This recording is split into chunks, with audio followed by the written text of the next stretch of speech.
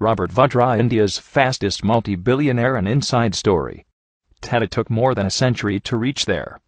Ambani, even with unlimited political help, took 50 years to become billionaire.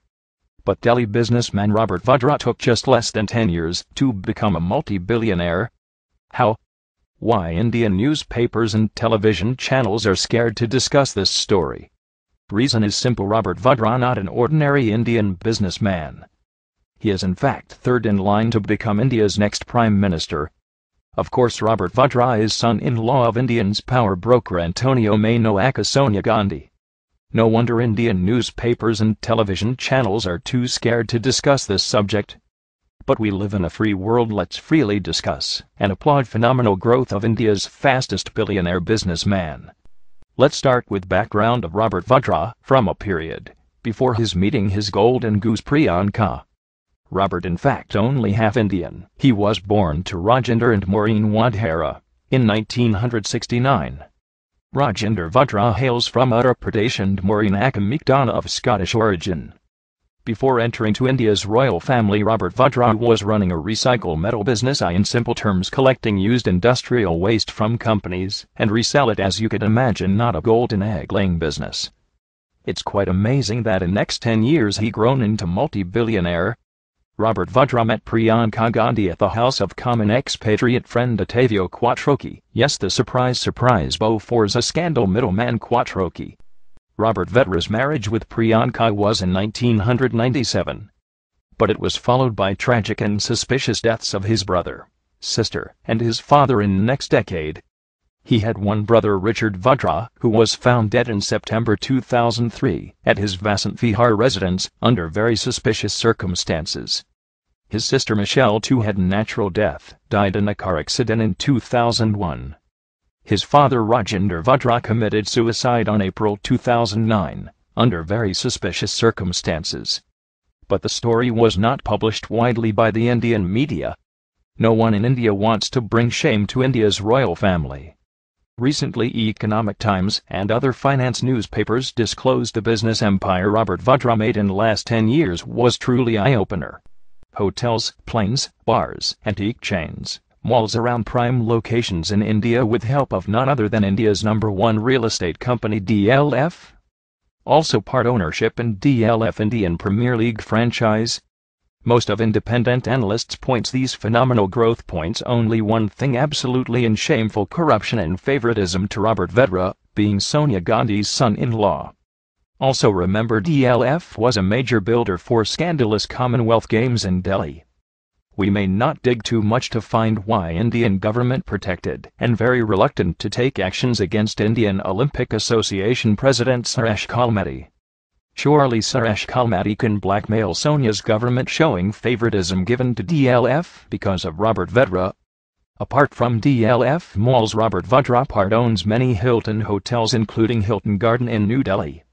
It's very questionable that what kind of expertise will DLF or Hilton will get back from this recycle metal merchant Robert Vadra. Or he is lucky mascot to get through all regulatory hurdles in India. Also, he is in the list of 33 VIPs accepted from security checks and frisking at airports and any Indian embassy, the only one without any government position. Other VIPs, like the Dalai Lama, Chief Justice of India, the President, the Prime Minister, and former presidents. No airport frisking will be very helpful for an antique chain owner like Robert Vadra, especially when he can easily transfer invaluable Indian antiques to his Italian retail shops. Robert Vadra got many business partnerships with India's biggest real estate company DLF. Cricket is India's next biggest money-spinning machine. No wonder Robert Vadra's association was sought by most of franchise owners. Robert Vadra's association with Calcutta Knight Riders and Shah Rukh Khan is never reported in shameful Indian news media. Other scandal, where Robert Vadra associated, is none other than infamous 2G Spectrum scam.